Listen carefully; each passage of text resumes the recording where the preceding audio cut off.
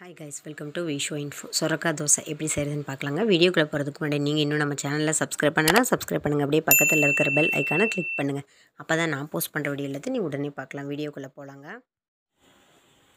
சொரக்காய் தோசை செய்ய போகிறோம். இதுக்கு சொரக்காய் எடுத்து வச்சுருக்கேன். இதில் நமக்கு எந்த அளவுக்கு தேவையோ அந்த அளவுக்கு தோல் எல்லாம் எடுத்துகிட்டு கட் பண்ணிவிட்டு காமிக்கிறேங்க. சொரக்காய் தோல் எடுத்துகிட்டு கட் பண்ணி வச்சுருக்கேன். இப்போ நான் சொல்கிற அளவெல்லாம் ஒரு கப்பு அரிசிக்கான அளவு. ஒரு அரை பங்கு நம்ம காய் தாராளமாக சேர்க்கலாம். தேங்காய் எடுத்து வச்சுருக்கேன். சீரகம், மிளகு, இந்த ரெசிபிக்கு தேவையான உப்பு, சிகப்பு மிளகாய், கறிவேப்பிலை இதையெல்லாம் சேர்த்து தான் அரைக்க போகிறோம். அரைச்சிட்டு அரிசி கூட நம்ம சேர்த்து மிக்ஸ் பண்ணிவிடுவோம். ஒரு கப்பு அரிசி ஒரு 2 மணி நேரமாக ஊறிட்டுருக்கு. இப்போ இது எல்லாம் அரைச்சி மாவானதுக்கப்புறம் காமிக்கிறேங்க. டம்ளர் தண்ணியில் ஒரு சிறிய துண்டு இஞ்சி சேர்த்துக்கோங்க. ஒரு ஸ்பூன் பெருங்காயத்தூள், ஒரு பல் பூண்டு சேர்த்துக்கோங்க. இது 3ஐயும் சேர்த்து அந்த தண்ணியும் கூட சேர்த்து கொதிக்க வைங்க. கொதிக்க வச்ச தண்ணியை நல்லா ஃபில்ட்ரு பண்ணி ஒரு நாளைக்கு ஒரு டைம் குடிச்சிட்டு வாங்க. இந்த மாதிரி குடிச்சிட்டு வர்றதுனால நம்ம உடம்புல எங்கே எக்ஸ்ட்ராவாக கொழுப்பு அக்யூமுலேட் ஆகியிருந்தாலும் அது கரையிறது மட்டும் இல்லாமல் ஹார்ட் அட்டாக் வராமல் நம்மளை பாதுகாத்துக்கலாங்க. ட்ரை பண்ணி பாருங்கள். பாருங்கள், மாவு அரைச்சி ரெடியாக இருக்குது. இந்த தோசை நம்ம தண்ணியாக ரவா தோசையெல்லாம் கோதுமை மாவு தோசையெல்லாம் ஊற்றுறப்ப தண்ணியாக தானே ஊற்றுவோம். அந்த மாதிரி தான் நம்ம ஊற்ற போகிறோம். தேவையான அளவுக்கு தண்ணி, அரிசி ஊற வச்ச தண்ணி வேஸ்ட் பண்ண வேணாம், அதையே சேர்த்துக்கலாம். பாருங்கள், ஒரு தோசை ஊற்றி பார்த்தோம்னா நமக்கு தண்ணி எவ்வளோ தேவைப்படும் அப்படிங்கிறது தெரிஞ்சுக்கலாம். இதுக்கு ஒரு தாளிப்பு கொடுத்துட்டு நம்ம தோசை ஊற்ற ஆரம்பிச்சிடலாங்க.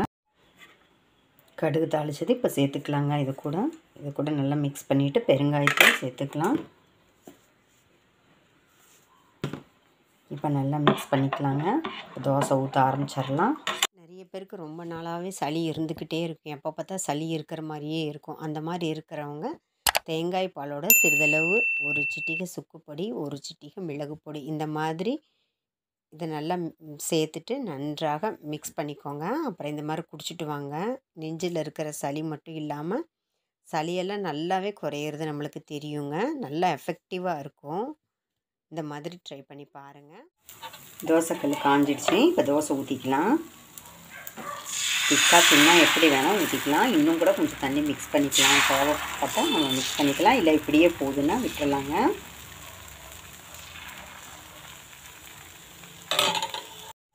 எண்ணெய் ஊற்றிக்கலாங்க.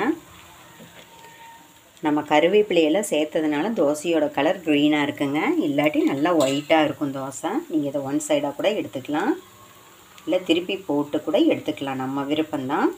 ஆனால் எப்படி எடுத்தாலும் சூப்பராக வரும். இந்த தோசை அரைச்ச உடனே ஊற்றலாங்க.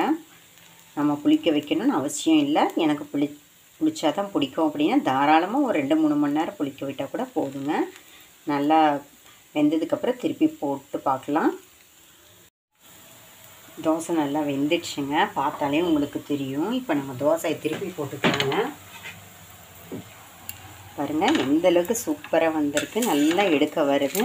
இப்போ நம்ம ஒன் சைடாக சாப்பிட்றவங்களா இருந்தால் இப்படியே மடித்து நம்ம பாருங்கள் எடுத்துக்கலாம். 2 சைடு காமிக்கிற பாருங்கள் எந்தளவுக்கு இருக்குது. சூப்பராக வந்திருக்கு. இப்போ இதை ஒரு பிளேட்டுக்கு மாற்றிக்கலாங்க. சூப்பராக நம்மளோட சொரக்காய் தோசை ரெடி ஆகிடுச்சிங்க. எந்தளவுக்கு வந்திருக்கு பாருங்கள். சூப்பராக ரோஸ்ட்டாக இருக்குங்க. செம சத்தான ரெசிபி, ரொம்ப டேஸ்ட்டாக இருக்குங்க. ட்ரை பண்ணி பாருங்கள். என்னங்க, இந்த ரெசிபி உங்களுக்கு பிடிச்சிருந்தா லைக் பண்ணுங்கள், ஷேர் பண்ணுங்கள், கமெண்ட் பண்ணுங்கள். ஞாபகமாக சப்ஸ்கிரைப் பண்ணுங்கள். ஓகே, பாய்.